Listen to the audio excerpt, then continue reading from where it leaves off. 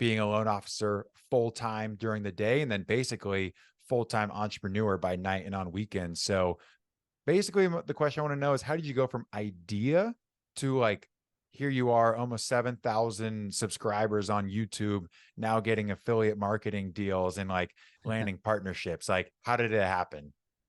Yeah, so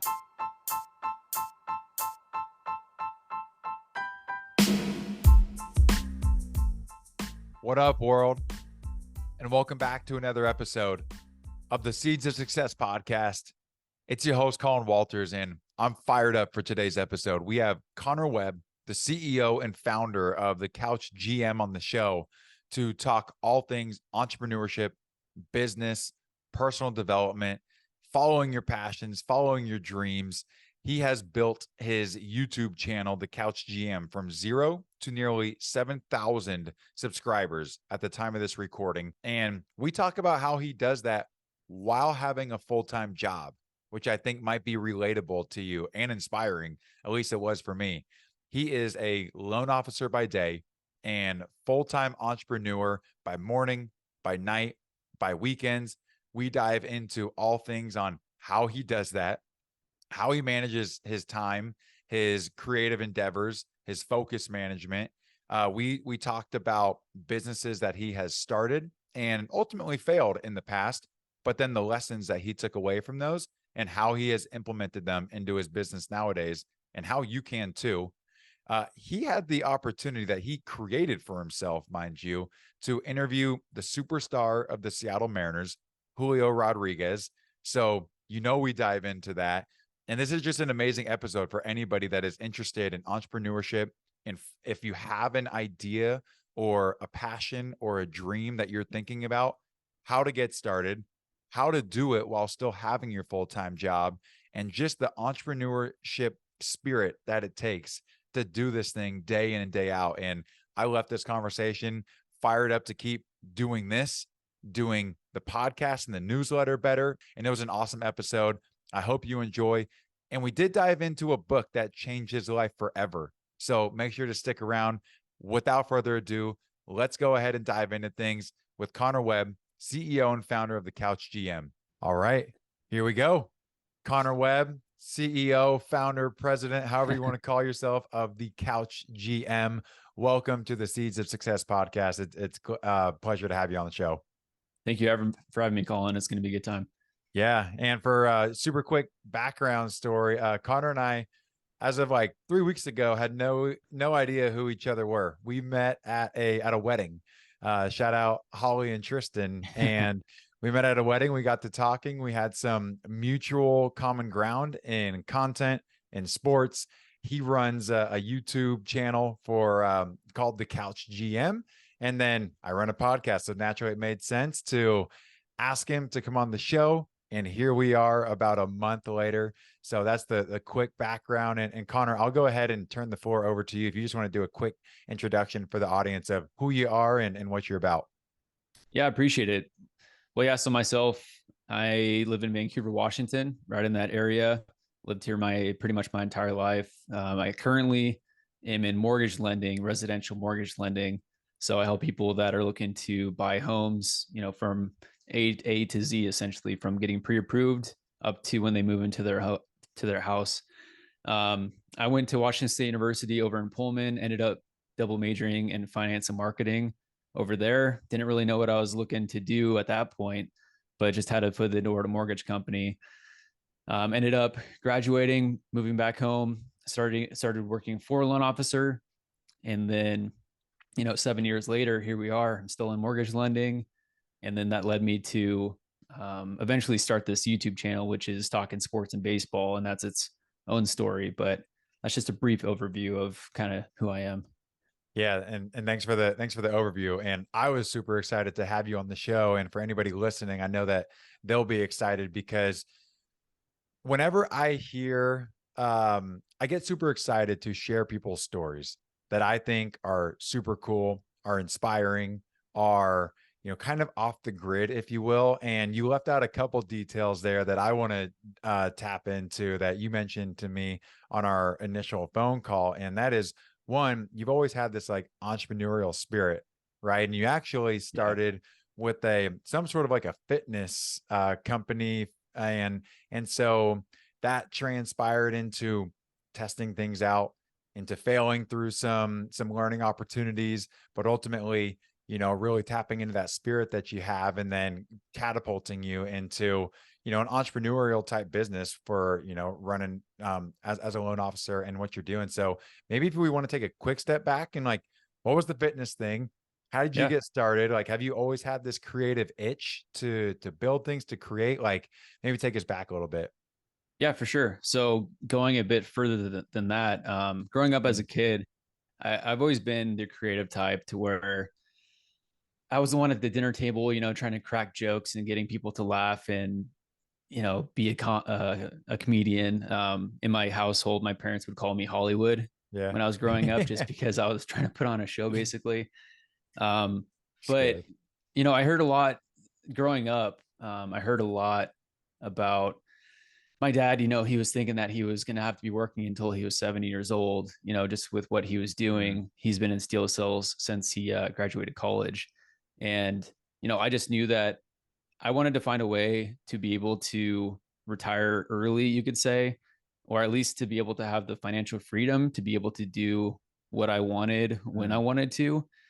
And throughout the summers in college, my brothers and I would work in the steel mill that he was a steel salesman at, and 12-hour shift, swing shift, days, evenings, during the heat of the summer, just not mhm, enjoyable. mhm. And I found out pretty quickly that that's not what I wanted to do. Don't want to do. Oh yeah. And at the time, my uncle gave me a book, The Millionaire Real Estate Investor Mm, by Gary Keller. And so just reading that during when I was out in the steel mill during my breaks is how I learned about passive income, investing in real estate, all of those types of things, to where you could be making money when you're not working actively on something. You could be collecting checks when you're sleeping, basically. And so I knew I wanted to get into real estate investing at some point. I didn't know what that looked like, right. but that's what made me want to decide to major in finance in college, just to be able Mm, to learn about money and how it works. So majored in finance. At the same time, they opened up recently, when I was going to school, the opportunity to be able to double major. So that's why I decided to major in marketing as well, because I was like, hey, mhm. if I'm going to be an entrepreneur, maybe have a business, I need to know how to market it. So went that route also. And then throughout college, I don't know if you heard of Alpha Elite Athletics. Alpha Elite. Alpha Elite, Christian Uh, Guzman. yeah. Is that? It sounds familiar. I can't 100% say I know exactly what it Yeah. is, but yeah, Christian Guzman, like old, like shortstop, Christian Guzman. No, no. So he's actually an entrepreneur himself. He's a Oh, YouTuber. oh, And so okay. he Then I he definitely don't owns know. he owns a fitness apparel company called Alpha Elite Athletics. Okay. And so I got big into fitness in college. And so I was following different, personalities on YouTube about fitness and, what they were doing to get in good shape. But he created this brand, Alpha Elite Athletics, which really took off, and I was able to watch it basically from its inception. Mhm. Now it's, I don't know the actual number, but in the hundreds of millions of dollars is what I would say. Have you heard of Gymshark? Oh yeah, of course. So I mean, Yep. it's a competitor with Gymshark, and it's getting up Yeah, there. and I've heard of Alpha Elite. I just couldn't put like a logo name, like through passing. I've heard of it. Yeah, Gymshark, 100%. yeah, But okay, so you watched Alpha Elite basically go from inception to direct competitor, essentially, to Gymshark, like blew up. yeah, exactly. So Mhm. we were following them throughout college, and then when I graduated, my buddy, who's a computer science guy, we decided to start a company together, a fitness brand called Fast Fit Athletics. And so what Fast Fit is it's a combination of fitness and fasting, intermittent fasting.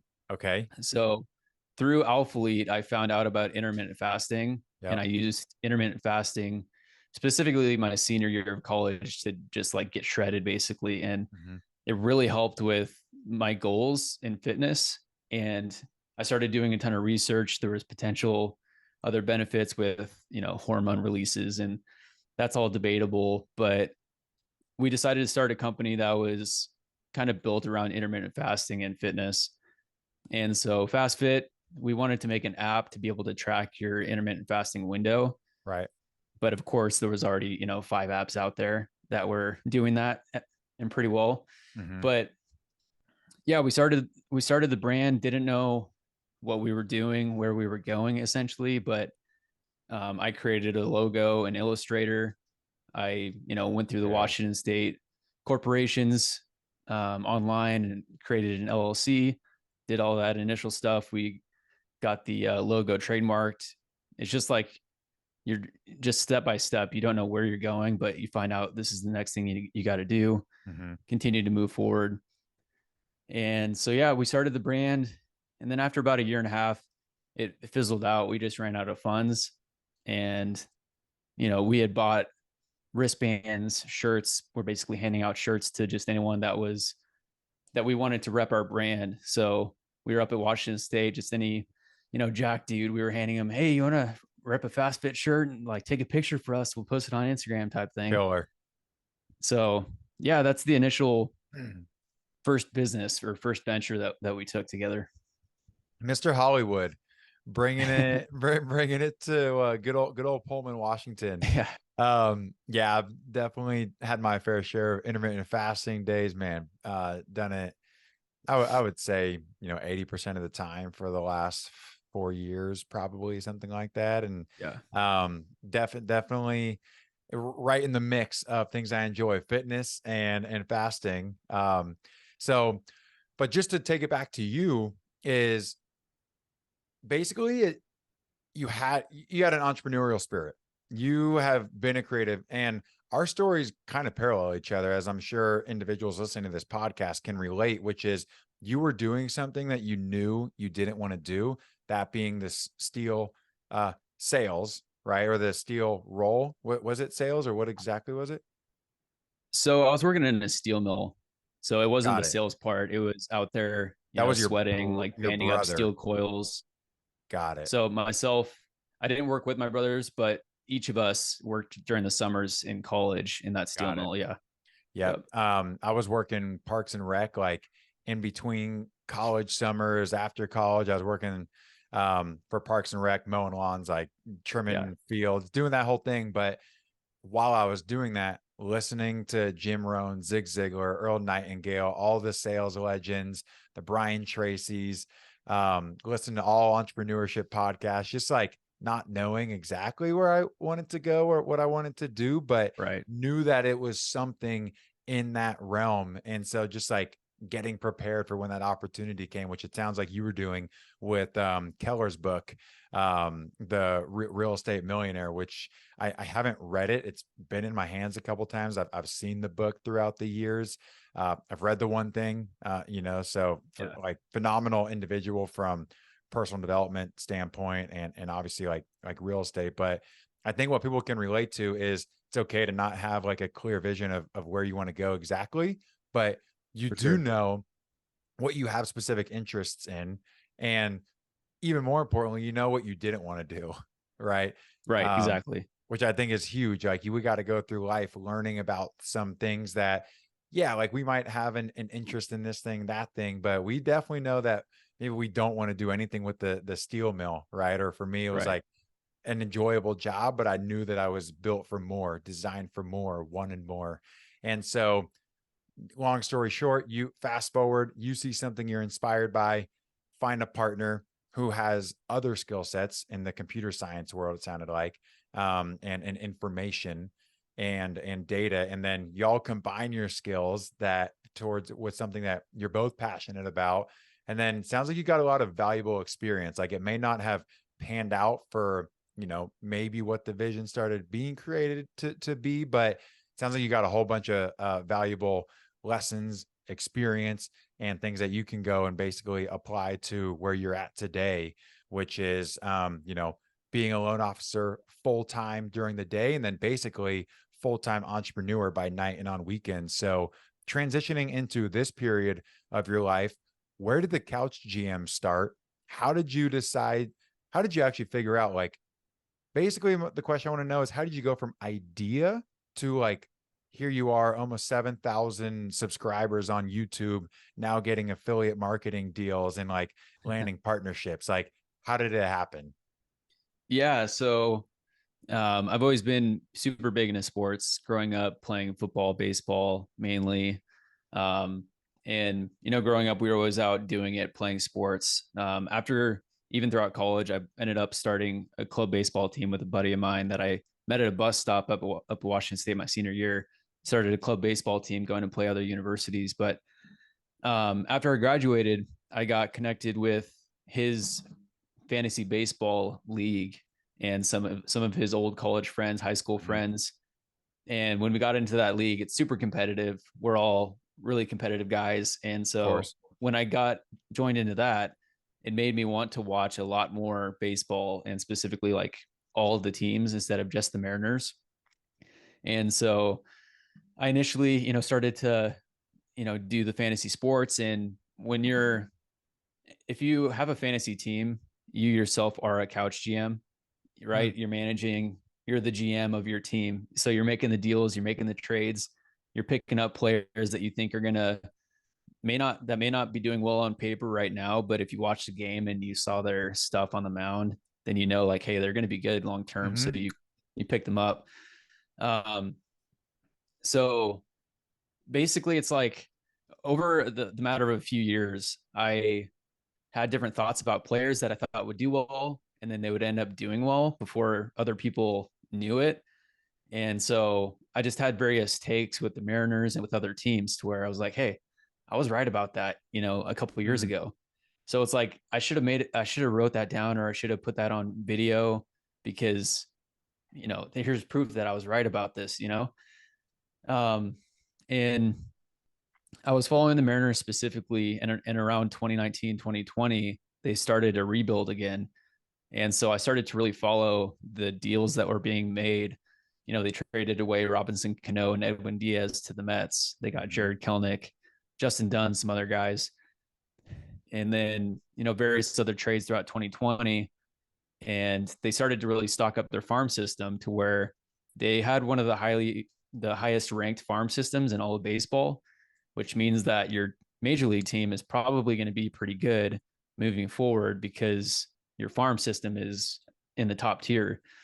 So around that time is like, all right, I see that the future of the Mariners is going to be pretty good. They're going to be competing in the playoffs for the next like 5+ years with the guys that they have now.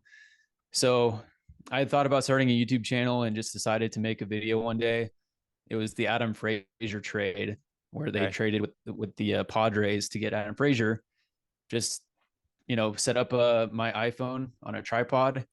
I had a like condenser mic from when I started Alpha Elite back then. I had bought a Mm-hmm. mic at the time because I was like, hey, I'll probably do YouTube at some point.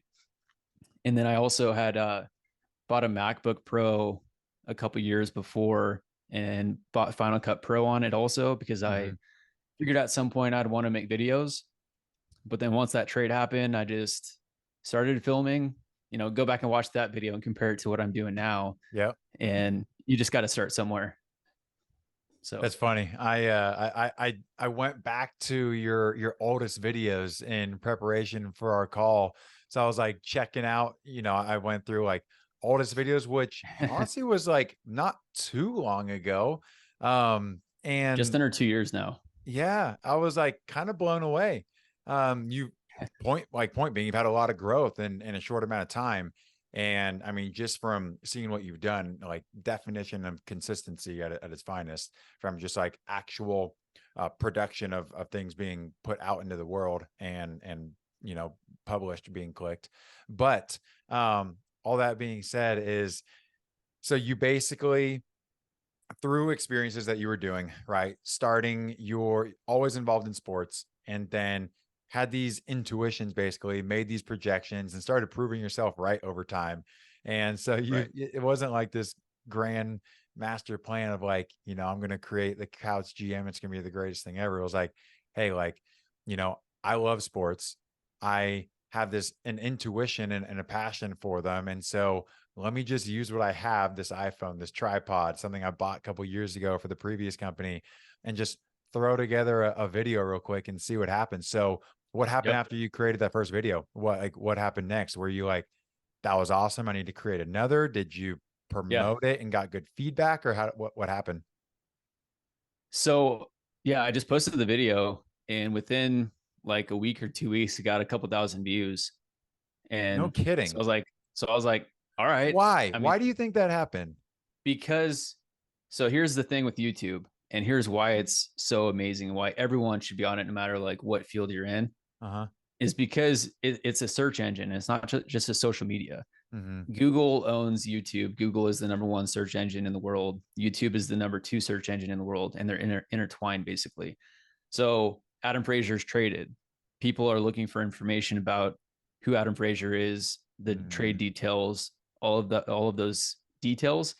And I they're looking on myself, Google. And so those Google searches get routed to your channel, yeah. essentially. So they're either looking on Google or they're Mm-hmm. going to YouTube. Like if you're looking to learn how to change a light bulb, you're probably going to YouTube to see That's what I do every someone learn time. do it. Yeah, exactly. Yeah. So like Adam Frazier trade on YouTube. And if I'm one of the only videos that are talking about the Adam Frazier trade, Mm-hmm. and if I have a good thumbnail and title, which is also key, then people are going to watch my video. Yeah. And, so Yeah, I mean, first, I just to credit that, like your thumbnails are solid.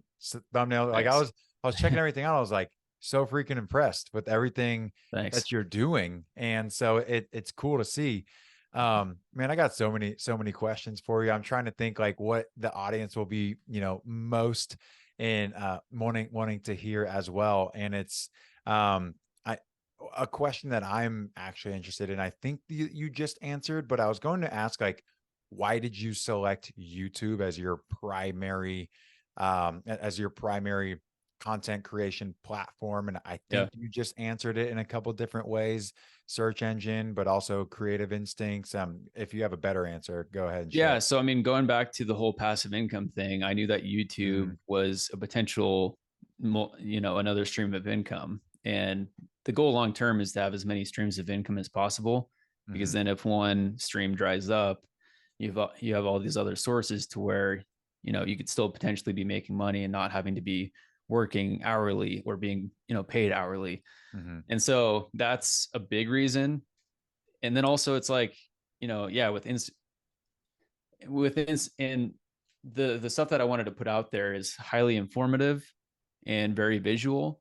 Mhm. And an Instagram post of me posting a selfie isn't going to get a job done. Mhm. When I need to make a 10-minute video detailing an entire topic that I want to cover and help educate people on. So I guess it's just this combination of the two. And then kind of going back, I don't read, I'm not a type of person that is there to really sit down and read a book or read an article. Mhm. I'd much rather watch something Mhm. and see something being done. I'm a visual learner and an audio learner. So myself, that's also another reason, is because I wanted to be able to create something that's a visual and an audio, because that's what I prefer to do and Right. watch, and that's how I learn. And that's what I say when someone wants to start a YouTube channel.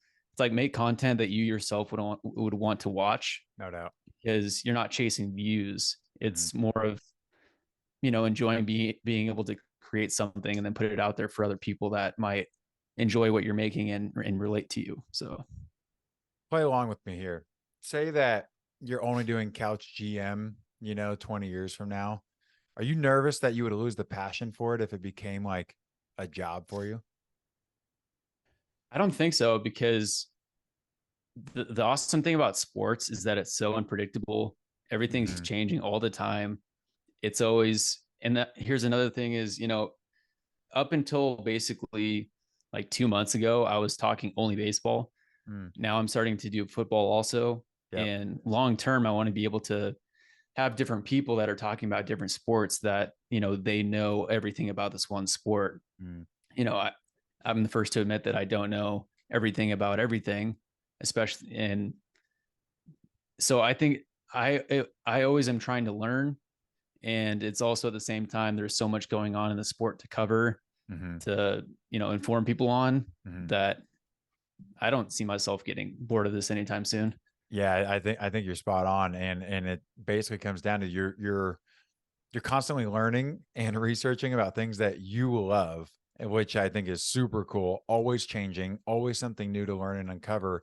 When you just mentioned like you want to bring on specialists essentially or subject matter experts, are you saying that you want like a vision is you would expand the Couch GM and have like, somebody detailing, you know, football for, or you have somebody detailing basketball and then you're covering like Mariners and Seahawks or something? Is that like what you are like visioning here? Yeah, or even if I'm, kind of the central part of it, and then, here's this person that I bring him in and we have a conversation about soccer or about Mhm. golf, and I could just ask them questions because I Got it. don't know everything about soccer. So if I'm just genuinely curious and interested in Yeah. what their knowledge base is, then I can learn myself while Mhm. also helping everyone else learn about that same topic. Yeah. So, Um, but yeah, it'd be cool to have different people from different teams. Like if someone wants to talk specifically about the Baltimore Orioles and they're under the Couch GM umbrella, but it's one of those things to where it's like you don't know how to take that next step or what mhm. that looks like necessarily. But I have some friends in different areas where I have a buddy that works at 1080 to the Fan in Portland. He's a radio talk show host actually, and he covers the Ducks, and he played football in college. And I asked him about what are the good college football teams this year, and he just talked for 10 minutes straight about like every small detail. I'm like, I had no clue about any of that stuff. Like, I need to get you on the channel just to share your knowledge. So it's stuff like that. Sounds almost like, I mean, from that standpoint, I hear podcast, right? I'm bringing you on to talk about this because you're the expert, and I think a lot of people have things to learn from you, and that ultimately makes your role in this position never ending, right? Like the Right. opportunities are limitless, right? If Right. it's Yep. almost like I'm thinking about like the athletic, right? Um, Yeah. it's almost like you would have your different beat writers from each of the individual teams and the individual sports, and so it's just like you always have your different go-to specialists for whatever you're looking to venture into. Exactly. um, okay, what are some of the more challenging aspects to uh, having a full-time job, right? Loan officer, and then mortgage industry, helping people through service with real estate, and then doing this in the evenings and on the weekends. I know that you are married over 3 years at this point. And what are some of the challenges that you face with doing all of this? Yeah, I'd say the biggest challenges are finding enough time in the day Yeah. to make enough content on all the topics that you want to, while also Hmm. finding enough time to get enough sleep. Yeah. And then it's been beneficial with helping start the channel because my wife is in grad school right now, Hmm. and so a lot of the evenings she's up in her office doing her things, studying, taking tests, and that's allowed me my time down in the office to be doing my thing. We'll see how things are different, once she's graduated. Hmm. I'll probably have to find more balance there. But for me, yeah, it's been a total grind with basically 8 to 5. I'm doing mortgage stuff, helping realtors, loan officers with their video stuff. And then as soon as I get home, it's like, hey, what topics do I need to make a video on today? Hmm. And if there's no topic today, then it's working on like a player profile, because those player profiles take like 10 hours in total of me just sitting there researching, editing, voiceover, all this stuff. And so sometimes I'll do it on a day, or maybe it'll take 2 days. But yeah, it's just a grind, and sometimes you just have to not do anything just to take a Hmm. mental break from it, Totally. because Totally. it could be a lot. But yeah, it's been a grind, but it's really cool and always motivating. Really motivating seeing the growth that's happening.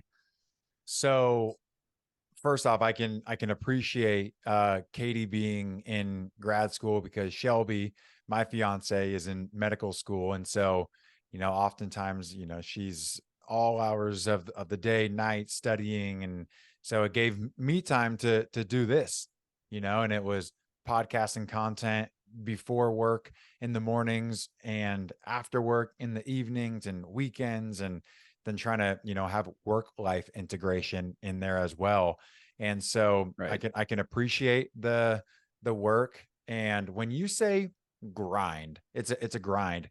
Is that a good grind? Is it a rewarding grind? Is it something that is fulfilling to you? It has its ups and downs. Like, how would you define grind in this sense? And is it worth it?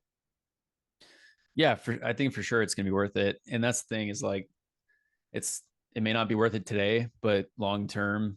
And one of the questions you'll ask me at the end is, what Hmm. will my future self, Yeah. say to me? It's like, just keep at it. It's going to be worth it one day.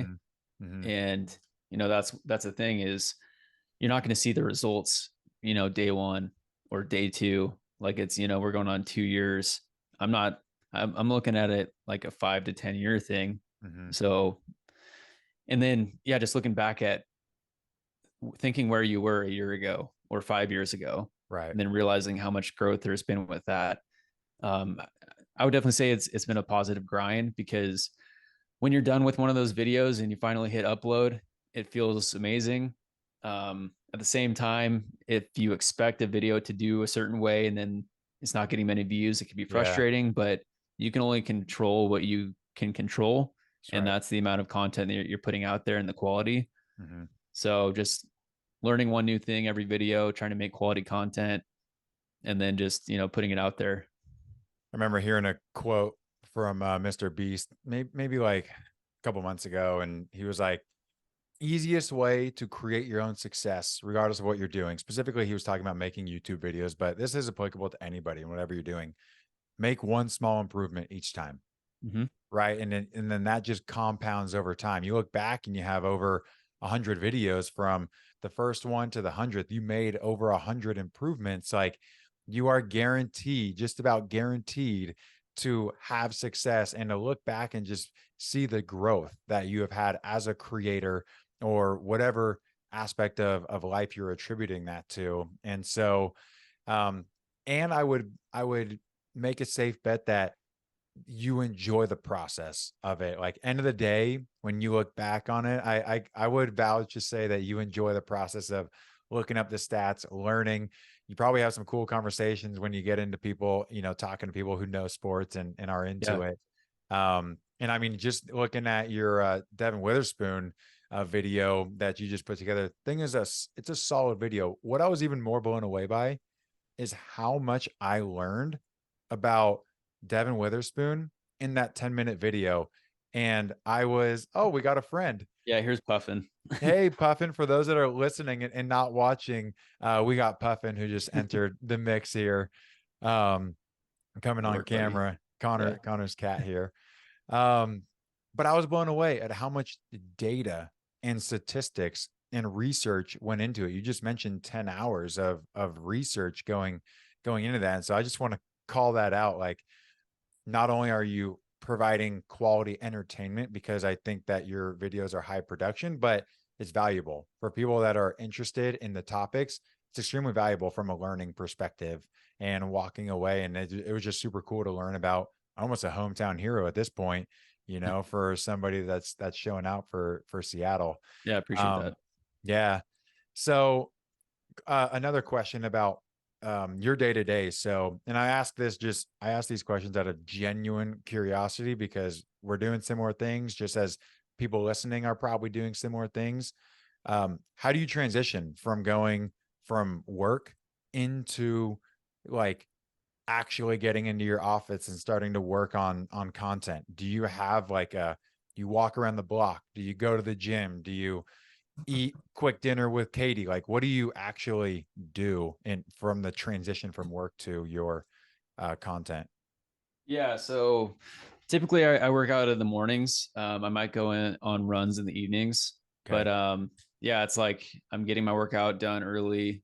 To the office, if I'm going to the office that day, by around 9. And then when I actually leave, it differs from day to day. It might be 3 o'clock, it might be 5 o'clock, depending on how much of a workload. Mm-hmm. I edit better at home just because I have different monitors Yep. that I can look at. So I might need to work from home some days for the mortgage stuff. Mm-hmm. Um, but yeah, I don't really have, it's kind of just like all right, I'm kind of done with work for today. Now let's work on some sports stuff. Or Mm-hmm. if there's something that happens that's newsworthy, then that's where I just immediately shift, like, all right, Immediately. bust out a video on this right now. Yep. And then I kind of determine, is this going to be like a talking head video, or is this just going to be like a highlight type thing? Mm-hmm. Um, so I guess I don't really have like a routine a routine to where, all right, now I'm done with work. I have to do X, Y, or Z to get ready for videos. I just kind of, exit one tab, go into the other tab, and Yeah. start. So What's your posting schedule each week? Do you have days that are dedicated to specific activities and then an actual publishing date? I actually don't have a schedule, for better or worse. It's Um, working. yeah, I guess it's like I'm always trying to do something every day, Yeah. and just some days I'm more focused on one certain thing than other days. And one thing that I've been doing recently is on YouTube. I love to look at the YouTube analytics with things, Mm-hmm. and if I'm done with the video, it'll tell you the best day and time to post, because that's when typically your subscribers are online. Yep. Sometimes I follow those, sometimes I don't, because it's like, hey, I have this video done right now. I'm not going to wait until 2 days from today to post it. So, yeah, I just kind of basically try to work as hard as I can, and Mm-hmm. then whatever results I get from that, I get is kind of how I look at it. What's like, do you set milestones for yourself or goals that you're striving towards from either an outcome perspective or input perspective? I mean, my subscriber goal by the end of the baseball season was 10,000. I Okay. didn't quite get there, but Hey, baseball season's not over. right, yeah, we got You a few days. never know where you pick up another 3K. Right. Um, but then yeah, also like adding in football, that's expanding my potential market. And Mm-hmm. that's the thing, is like, if I make one quality player profile, that might, and if you look at analytics, if you make a video on a player that's not super trending right now, Mm-hmm. but because I see that they have a high potential and they're going to be a good player, Mm-hmm. once they start performing, then you'll see the views start to spike from that, because it's a highly searchable video. Um, but yeah, it's like I'm trying to get one player profile every couple weeks, Yeah. and then outside of that, just covering as many current topics or interesting subjects as I try, or as I can. When well, first off, a quick note on that is you are basically going back to a previous intuition where it's you have this feeling and through like actually seeing players perform that this person's going to do well. I'm going to take a guess on this person. I'm going to make a video. And it's Yep. kind of like when you would in fantasy, you pick up that player because in X amount of months you think they're going to do well. The point being for the audience is it sounds like lean on the transferable skills and your intuitions that you've had all along and continue implementing those in your own creative ways is something that I think is important to call out with how you have implemented previous characteristics to current day roles and responsibilities in Couch GM. And then um, from the actual standpoint of your player profiles, I think whether somebody is doing their own player profiles or researching a big project in general, how do you go about that process? And I ask that because I will jot notes down throughout the day when I pick up things here and there. I have my notes that's ongoing, and then maybe I'll sit down and actually block out a dedicated hour. How do you actually do your research for a specific topic? Yeah, so I'll say Twitter is very helpful, Mm, because like the Devin Witherspoon player profile, some of those snippets that I have are just straight from Twitter, yeah. like various random stats that all these gurus of certain teams are putting out there that you wouldn't be able to find if you typed it in Google. Yeah. So Twitter is very good for current, up to date like stats and information. When I'm getting into the actual player's background, then that's where I'll go to various other websites, articles from when they were in college. Mm-hmm. I watch interviews online. That's where a lot of the 10 hours comes into play, is just watching as much footage on them or their interviews as I can to kind of learn about who the person is. And then whether it's Wikipedia or somewhere else, going into the actual details of who they are, where they came from, how they got to this spot. And then I don't write scripts. I Mm-hmm. never have scripts. So it's just a matter of like my train of thought with what I'm thinking of, how I want the video to flow. Like when I'm creating a video, I visualize how I want it to look. I might get some highlights of the player. And then, in creating that 30-second or minute and a half long hook to where it's like the highlights, the music, all that stuff. Mm-hmm. I'll just I'll either start by making the hook, which is like a minute, or I'll start by doing the like second part of the video, which is the actual details of their story. And then you just kind of pair it together Yeah. towards the end. And then you have one story essentially Yep. that you're able to share. Yeah. Um, Man, so there's so much that goes into it when just your average viewer is seeing a 10-minute video. Right. There's so much that goes on, and I can just appreciate that. One thing that I'm sure the audience is thinking, and in curiosity to you and in their own lives, is if how do you know if and when it will be time to transition to the couch GM full time? And is that something that you think about for the future? What are your thoughts around actually doing this thing? Well, I guess the quickest answer is once it can replace and exceed my income, which is going to be Fair. a while. But Yeah. Yeah. with that, we kind of talked offhand about Hmm. the future and what that might look like. I'm not sure exactly what it will look like. I mentioned if it takes off and becomes a Barstool Sports or John Boy Media, to where Hmm. I have a headquarters somewhere and we just have like a giant sports lab basically making videos and stuff, that would be amazing. Or if it's to where I kind of keep doing what I'm doing and just create a big market of people that, or if I just get a bunch of exposure for myself, Hmm. then in turn that's that many more people that might potentially learn about me doing mortgages, and then that can lead into me growing my mortgage business. So I'm just taking it one day at a time, Yeah. and I feel like at some point it'll hit a tipping point to where that decision will kind of be made for me at some point. I don't know. No, and I think it's totally fair. It's not that it started with that in the first place. It started with, hey, let me just make a video about Todd Frazier. And it wasn't like this master plan either. And so I think that for a lot of us, especially with that creative spirit, entrepreneurial spirit, so much of it is just enjoying the process of doing what we're doing and finding meaning and fulfillment in whatever it is that we are actively deciding we want to do. Nobody's telling you need to make these videos, Right. right? Nobody's telling me that we need to record this podcast, but it comes up to us as individuals doing the things that we want to do in order to just take action in things that we are enjoying in our day-to-day lives. And so I think that you're right though. There most likely will be a point where it's like, yes, this makes logical sense, of course, but you just kind of know. There's some things where Yeah. you just know when it's time or when it's not time as well. Just as we learn about the things that we want to do and don't want to do, right? Which is kind of how we're here today. Well, last question before we get into the actual final questions is from the actual people love to hear how you make money, right? And so there are a lot of different ways to actually, um, produce income from content and from this world of entrepreneurship. I know one of them is blinking at us there in the background for those that are listening.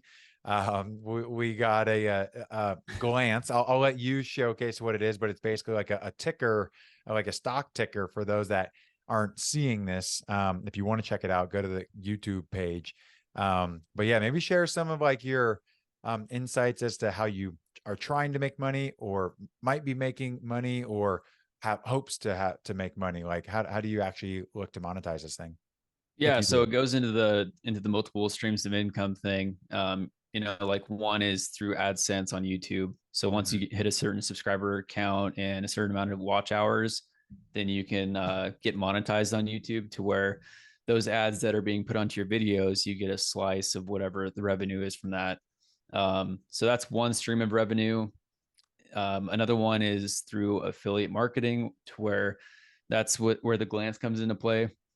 With the whole glance thing, I wanted to find something to put in the background of my talking head videos to where Mhm. I could just go back to an old video and say, like, hey, I had that many subscribers when I made that video back then, because YouTube doesn't have the best ability to be able to see on a certain day, like how many subscribers you actually had in their algorithm or in their analytics. So I started looking at different products that were out there to do that, and then that's where I came across Glance, because their marketing is heavily towards like stock and sports. And so I saw that you could track, like, for example, the Diamondbacks playing the Rangers, Yeah. showing the matchup, or when it's live in game, I could be doing a live stream and it's showing like the current score of a game back there. And it just is like a talking point, Mhm. where I could show the matchups for the Pac-12 games this weekend. But so I reached out to the company and was like, hey, I'd like to, have your product. And then like I'd be happy to put it on my channel and even make a video talking about it because I think it's so cool. And so they sent me one at a discounted rate. And then now I'm an affiliate. So if you use code CouchGM with them, then it gets you a discount. And then I get a small slice of it. But yeah, so there's affiliate marketing, there's the AdSense, and then there's like brand deals on top of that Mhm. and like ads. And so that's one of the things to where I'm trying to figure out how to get into the next step of things is I could charge, a company to be in a player profile video. I just don't know how much to charge. And I haven't, I don't know which company and how that process looks. I figured that's a company will reach out to me at some point that would want to sponsor a video. But yeah, just kind of taking it one step at a time. I definitely like to monetize it more as I go, but that's just kind of the start of it. It's all part of the learning journey too. And just Right. like that's a huge win. Yeah. You just got like at this point it's a free product, right? And now you have a stream of income, which is like something that you wanted to set up. And And to it's back just up, yeah, to back up real quick. So yeah. both these Mariners symbols in the background. So I bought the Trident myself like a year ago. And then I reached out to the company. I was like, hey, I could do an ad for your company if you get me like another one of these logos. So that one on the wall, they just sent me for free, and then I made a video about it.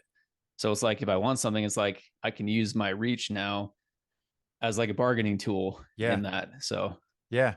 And and these are things that we probably aren't thinking about when we first start, right? But the more we yeah, do, the more that we create, the more consistent we are, and the more we're going to get results. It's just a matter of fact. And then opportunities present themselves, but you're also being proactive as well yeah. and reaching out. How are you knowing who to reach out to? What's your process for that? Just being I mean, I resourceful. just find whatever contact information Yeah. and just send them an email saying like, "Hey, this is what I do.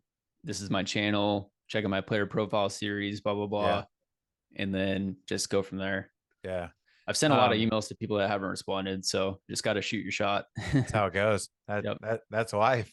You Yep. shoot your shot, shoot or shoot, and there are the right companies at the right time. I feel will reply, and if there is an inherent exchange in value that both parties are able to see, and so Yep. but I think that for those listening, like the important part to hear from Connor's story here is that he is offering value to the company, right? It's not just, hey, can I use your product for free?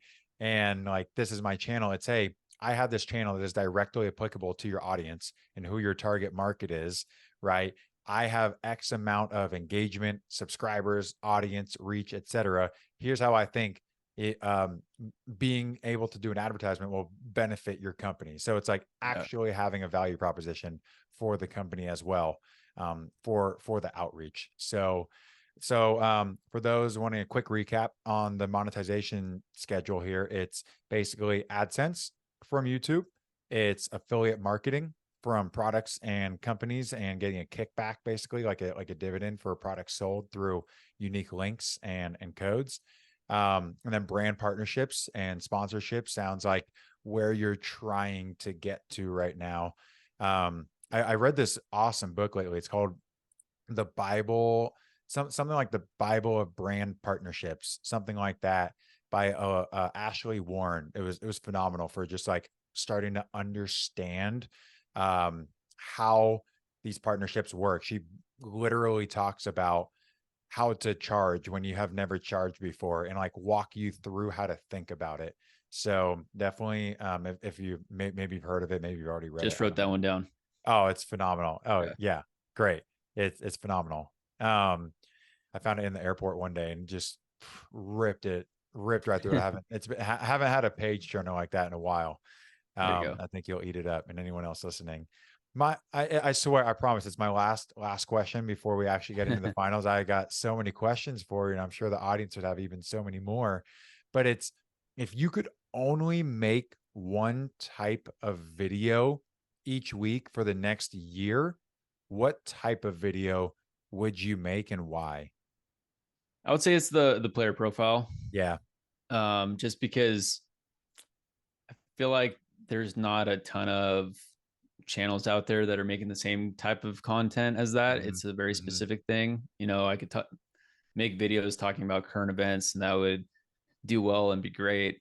But Trendy. I just really enjoy learning more about players, and Mm-hmm. then it helps me with my interviews down the road. With my goal is to get connected with the Seahawks now and to interview Devin as a follow up. But yeah, player profiles, because there's so many interesting people and players out there, Yeah. and just to be able to share their stories and the details that no one would have known about unless they Right. watched like one of these videos is pretty cool. It's why you're on the podcast. I hear a cool story and I'm like, the world needs to know about it. Yeah. And I think the interesting part about your player profiles is people love a story. People love to hear that Devin Witherspoon, right, was basically a nobody in the football world. I mean, didn't even start playing until his junior year, is what Yeah. I learned through your video. Yeah. And so I'm like, well, shoot, if he didn't start then and I didn't start doing this podcast till I was, 27, I'm like, wow, I could like actually do this thing. And so Right. I think that is I think people love people at the end of the day, and people love inspiration and stories. And yeah, part of the question was like kind of going back to Gary Keller. The one thing, it's like, if you could own, like, what is the number one type of video that would drive the biggest results for you too? But it's what you love doing the most and love learning about. So things to take away. Um, cool. We can go ahead and dive into the final questions here, and we got 4 of them. Everyone on the show gets asked them, and the first one is, what is your favorite resource for learning? This can be YouTube channel, favorite book. I know you mentioned one. I know you mentioned you also do love watching things to learn. It could be podcast, but what comes to mind for you? Of Yeah. So with all these answers, I had to write down multiple. But course. number one, so favorite learning resources. I thought specifically for YouTube. One is Think Media, Sean Oh yeah, Cannell. killer.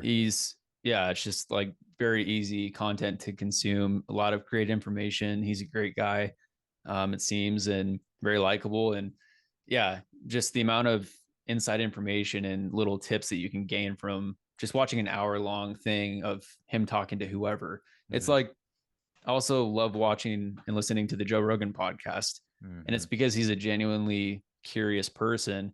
And it's not because I think that he's like a genius scientist or all these other things. It's like he has a genius scientist on his channel or Right. on his show, and he's diving into a topic that I know nothing about or that I'm super interested in. So yeah, Think Media, Sean Cannell's one. TubeBuddy is huge for YouTube. Huh. So it's called TubeBuddy, and it's a plugin that you can install into your browser and links up with your YouTube channel. That, along with vidIQ, Yeah. are two different things, to where it shows like your SEO scores on videos. So search engine optimization, Mm-hmm. so that, with all the keywords you're putting in and the description you're building out, it'll tell you like how searchable your video is. So that if someone types something in on Google, it's a higher likelihood of them recommending your video across platforms.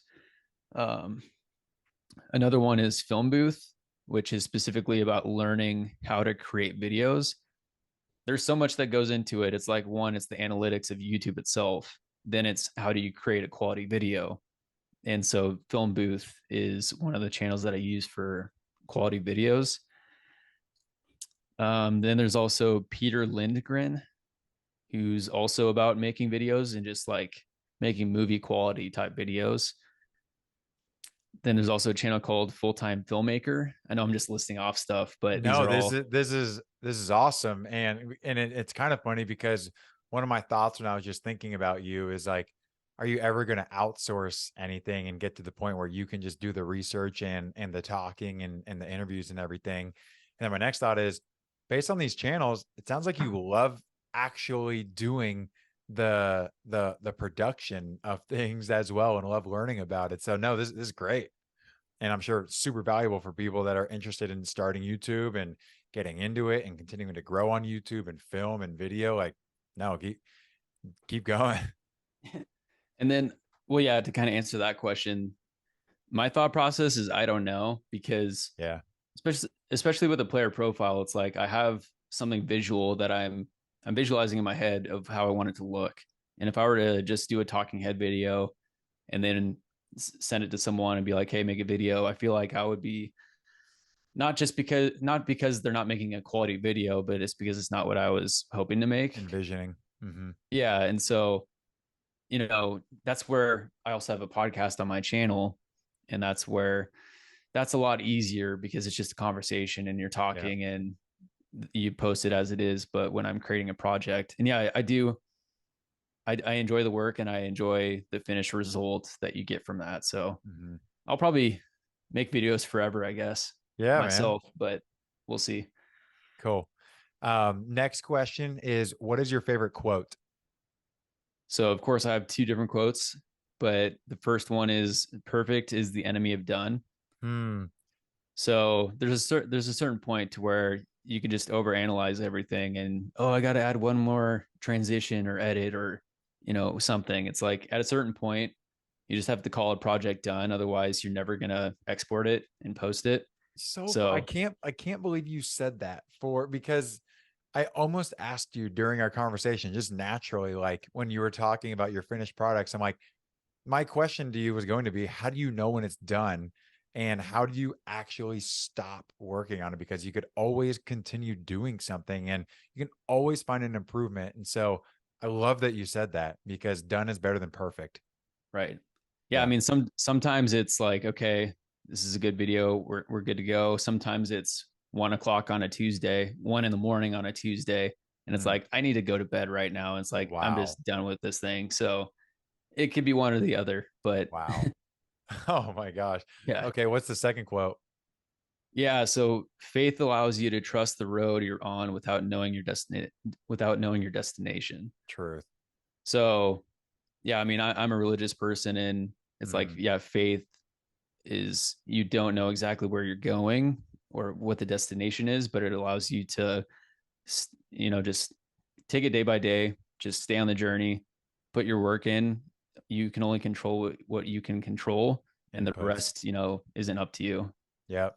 God's got you, man. And it's just a matter of controlling what you can, doing the right behaviors, the right actions, which we talk a lot about on this show, and then just letting the results be what they may, just trusting that you're doing the right things day in, day out, and with integrity and commitment. And so you just and it's okay to not know where that road is leading, but just having that feeling that you're like, you know what, like this, I think this is the path to continue going down until you know Yeah. when it's not. um, third question is, what's a bucket list item for you, Connor? Yeah, so I'd say throw out a first pitch at a Mariners game. Oh, that's okay. We got to pause this thing because we didn't even talk about you have interviewed Julio Rodriguez. Can you explain this? Yeah, so before this last season started. So do you know what Hood to Coast is? Hood to Coast. Yeah, the race. My mom has run it, Yeah. and Yeah. So it's like on my bucket yeah, list. yeah. It's an awesome time. But someone that I ran it with one year, funny thing is, so he works in media to where he works for like big television companies for like NASCAR, NFL, all these big sporting events to where he helps get their lighting dialed in. And he actually won like an Emmy or a Grammy or something like that for No TV kidding. and like lighting. Yeah, it's crazy. But he connected me with someone that was an on-field broad reporter for the Mariners. So I DM'd her, and then she sent me to some other guy. So I DM'd him, and then eventually, like 2 months later, he gets back to me, and we jump on a call. I explain, my channel, what I'm doing, what I'm trying to do, and right before that, I had made the Bryce Miller player profile, Yeah. and Bryce Miller was one of the top pitching prospects for the Mariners at the time.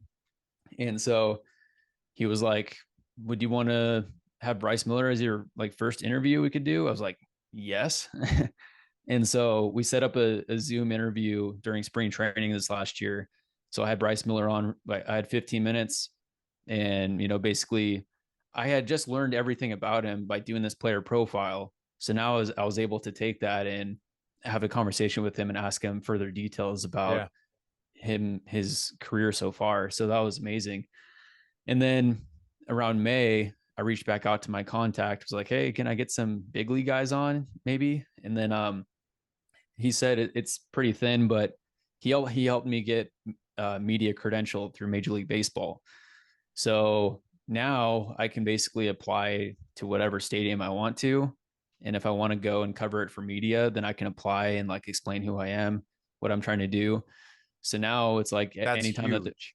yeah, it's amazing. So now anytime that the Mariners are in Seattle, I just apply to that series. And my in-laws live just north of Seattle, which helps out a lot. But now I'm able to be on field for batting practice, just setting up my camera. I've got my mic, and then I'm just trying to flag down players as they're walking off the field from warming up. I got a seat in the press box. I like stand in the dugout when the coach is giving his media availability. So I'm filming that. It's been incredible this past year. So that's just a brief overview of that whole thing.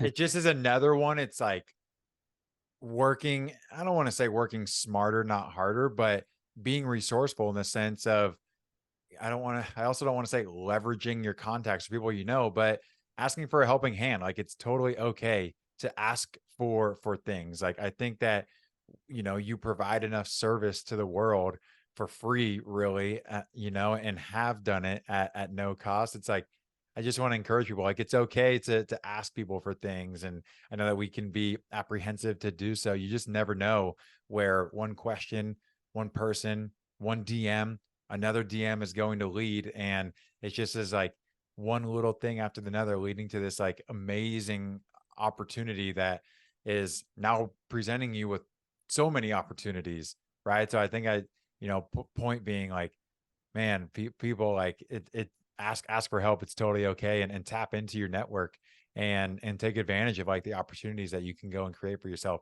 So cool. Yeah. Uh, Also, what I I, also what I would say is if you do get a no, it's just a no today. It might mm, not be a no tomorrow.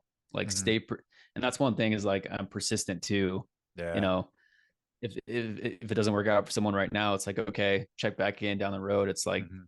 it was a no today, but just stick with it. It might pan out long term. So Could just be a not yet. And right. I think that we live in the world of, you hear it all the time in sales, but fortune is in the follow up. And it's that combined with pleasant persistence, as you mentioned, that is name of the game. Until somebody tells you, please stop reaching out to me, Yeah. like, then Like all I right. think that it's like all systems go, especially if you think that you will do a tremendous job in this interview process, and or you have something of tremendous value that you inherent like full heartedly believe will help somebody. It's like, go ahead and do it until you really hear a no, and then like, please stop reaching out or else. And it's like all systems go. I mean, working in sales, I can't say how many times I Yeah. reach out to people. It's unreal. Yeah. And Right. so anyways, super cool stuff. The audience needed to know. And it's cool to hear that it wasn't just like a one-time, here's your thing with Julio. It was progressional, right? It was first a Zoom interview with Bryce Miller, who was in the minors at the times. And then it was, okay, taking your next stab of an actual interview, and then actually getting the opportunity to go and do this thing. So pretty wild, man. And so were we still on bucket list? Yeah. Yeah. That was bucket list was throw out a first pitch of the Mariners game. Yep. Yeah. Got it. Do you know like what needs to happen for that? Like, how do you do that? I just have to ask enough times, probably. Yeah. Yeah. I haven't asked yet, but Totally. that'd be cool at some point. Yeah. Sick, man. And the last question, you touched on it earlier, but what would 65-year-old Connor say to your current day self? And it can go for any walk of life. Yeah. I have two different things also. Like, one is, I'm proud of you. Keep working hard. It'll pay off. That's one. Just keep on the grind. You'll see the results eventually. The other thing is enjoy the small moments. Enjoy the small moments every day. It's huge. Just being present and enjoying like where you're at in the moment that you're in. So powerful, man. And it's like, look back on your life, and ultimately it's those little moments day by day that add up to the all-encompassing story of your life and the experiences that you have, people you share it with, and the impact that you have. And so cool. Well, we'll go ahead and wrap things there. I know that you have your 8 p.m. go live tonight going over the World Series coming up. So we'll go ahead and let you get prepped up for that. And for those listening, I know we're going to have a lot of people wondering where to actually go follow. Like, they've heard Couch GM, but can you let people know where you're at, how they can follow along, how they can reach out to you, get in touch, some contact info? Yeah, so it's the Couch GM across platforms. It kind of looks like the baseball logo. It's guy, sitting on a couch throwing a baseball. You're probably wearing it right now if you want to stand up on the. This is the football logo. Oh, so you got to. Oh, very cool. Okay.